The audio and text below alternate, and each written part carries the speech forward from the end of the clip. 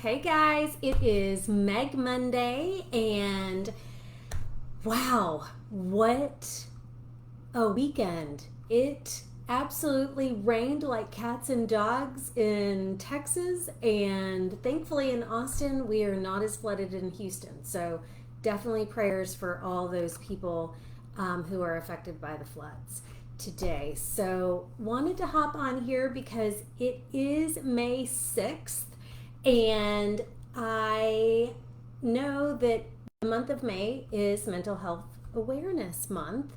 And since this is a subject that is completely dear to my own heart, I thought I would really just kind of open it up and kind of give you a little bit about my journey and to hopefully help others at least take the stigma out of mental illness or mental health issues or whatever you want to call it.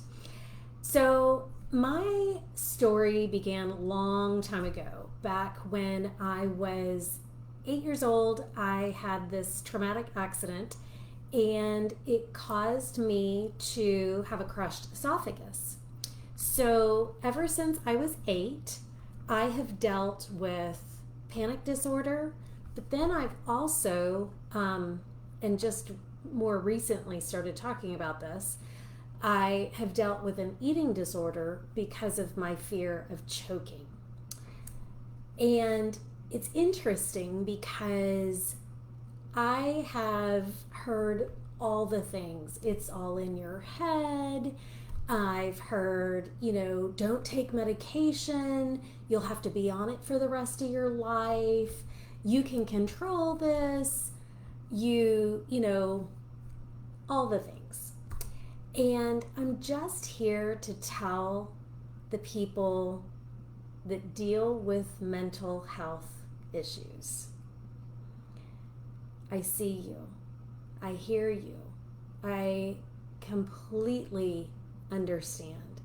It is not as easy as pull up your big girl panties and go out there and be a warrior princess. Sometimes it's laying in bed and not being able to get out.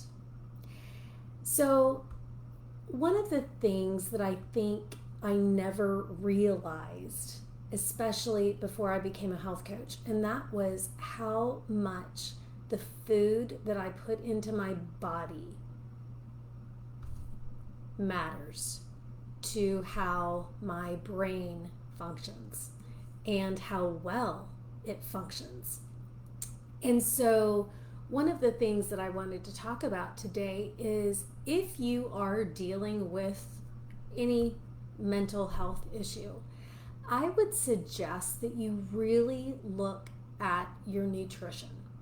And it is because if you are eating things that are high in sugar, if you're eating things that are high in processed foods with chemicals and different things that are in processed foods, be very careful because those things can completely mess with your brain function.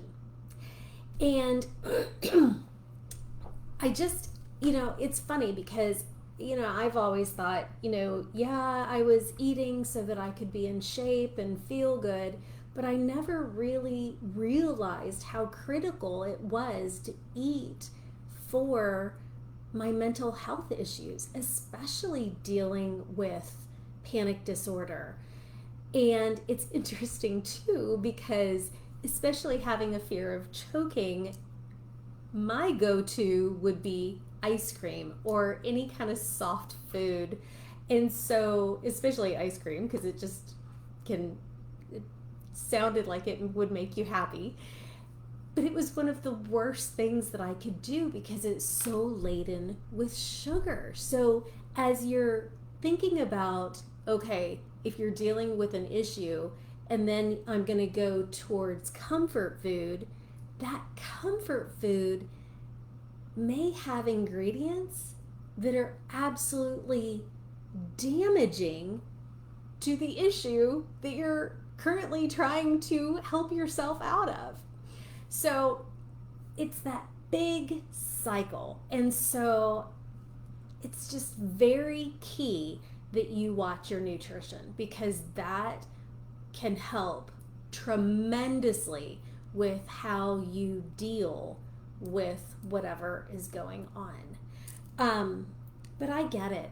Oh gosh, I've had weeks where I was dragging myself out of bed and honestly didn't think I was going to survive for no rational apparent reason. I mean, none of this is like anything major happening in my life. All of a sudden, slam bam, I'm on the ground because of an issue. No. For me, my panic disorder has always shown up like months after a very stressful or traumatic event.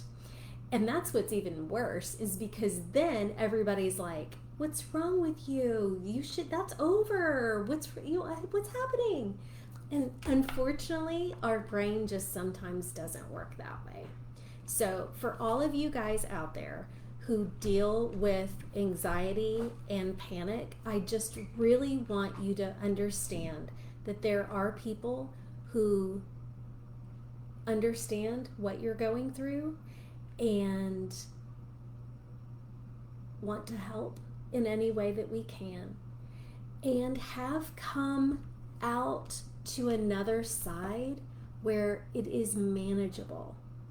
And all you young people out there, I can tell you right now, that was probably the hardest time, was the 18 to 25 time frame, because your brain is still developing and your body is still developing. And so that was a really hard time. But I'm just here to tell you, push through, talk to somebody.